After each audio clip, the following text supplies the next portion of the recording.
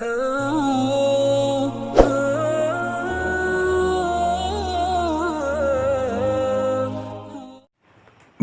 ini, masyarakat dikejutkan dengan insiden kejam penderaan terhadap haiwan. Lantas membuat kita berfikir sejenak, apa dosa makhluk ini? Bukankah haiwan juga makhluk ciptaan Allah Subhanahu wa Ta'ala? Islam adalah agama yang mengajak kepada kebaikan melalui keluhuran budi pekerti dan perilaku sopan.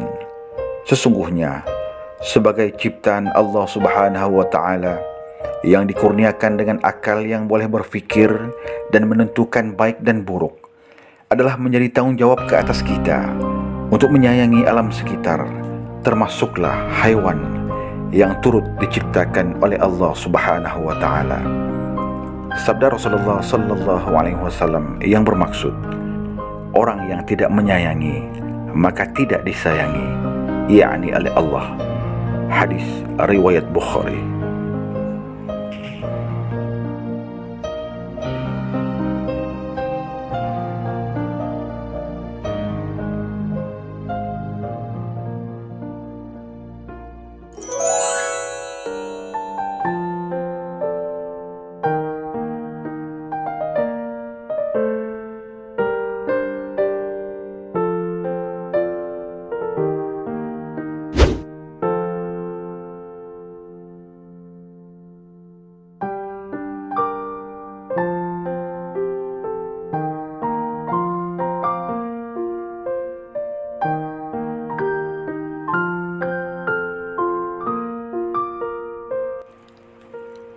Muslim yang sejati akan mengamalkan sifat menghormati dan menyayangi haiwan, kerana haiwan itu makhluk yang diciptakan oleh Allah.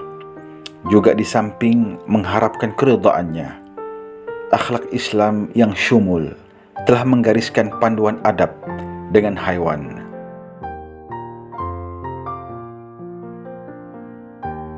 Tidak menyeksanya atau mengurung sehingga mati kelaparan.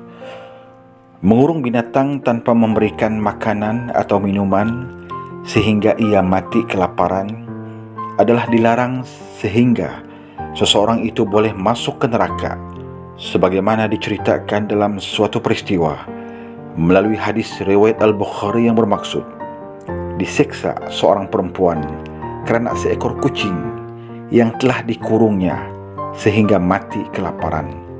Dengan sebab itu, masuklah perempuan tersebut ke dalam api neraka. Berlaku baik ketika menyembelih. Allah Subhanahu wa Ta'ala telah menggariskan panduan yang lengkap semasa penyembelihan, bukan sahaja sebagai bukti rahmatnya, malahan untuk memastikan haiwan tersebut tidak menderita. Sabda baginda Rasulullah sallallahu alaihi wasallam, sesungguhnya Allah mewajibkan berbuat ihsan terhadap tiap-tiap sesuatu. Maka apabila kamu membunuh, elokkanlah pembunuhan itu. Dan apabila kamu menyembelih, maka elokkanlah penyembelihan itu. Dan hendaklah salah seorang kamu menajamkan pisaunya, dan hendaklah dia menyelesaikan binatang sembelihannya. Hadis riwayat Muslim.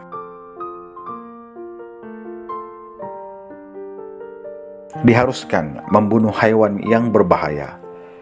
Berbalik kepada konsep maqasid syariah, apabila haiwan itu boleh mendatangkan bahaya kepada diri kita, adalah harus bagi kita untuk membunuh binatang tersebut. Sabda baginda Rasulullah sallallahu alaihi wasallam yang bermaksud, terdapat 5 jenis binatang yang berbahaya yang boleh dibunuh di luar tanah haram atau di dalam tanah haram, yaitu ular, gagak, tikus, anjing gila, dan helang. Hadis riwayat Muslim.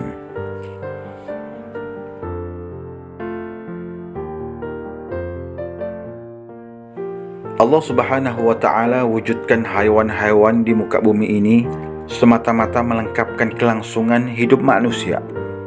Oleh itu, Islam mengecam sekeras-kerasnya penganiayaan serta kezaliman ke atas haiwan, kerana ia menyalahgunakan rahmat Allah Subhanahu wa Ta'ala.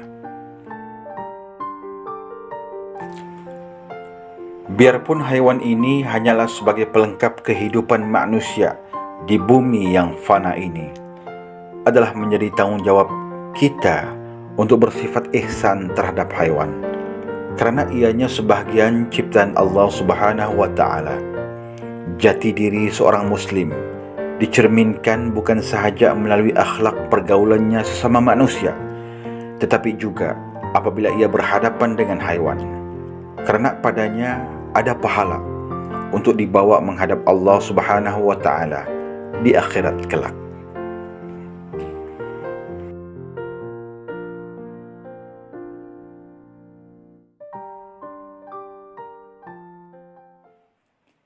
أعوذ بالله من الشيطان الرجيم فأثابهم الله بما قالوا جنات تجري من تحتها الأنهار خالدين فيها وذلك جزاء المحسنين صدق الله العظيم.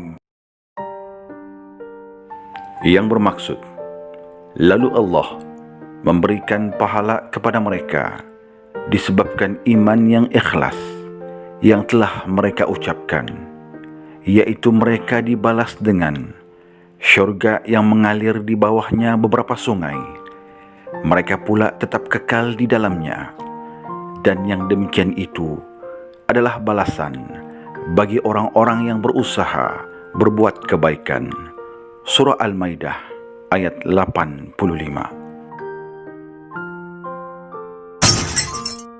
Sungguh kau sangat menyiksaku, kelakuanmu selalu menyakiti aku. Entah salah apa diriku padamu, padahal ku selalu ikuti maumu.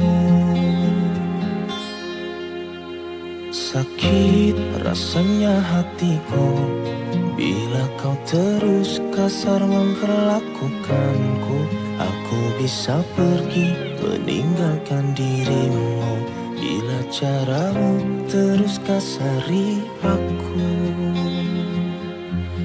Kasih, aku mohon sadarlah dirimu, jangan terus kau sakiti aku. Jangan sampai aku membenci dirimu dan meninggalkanmu.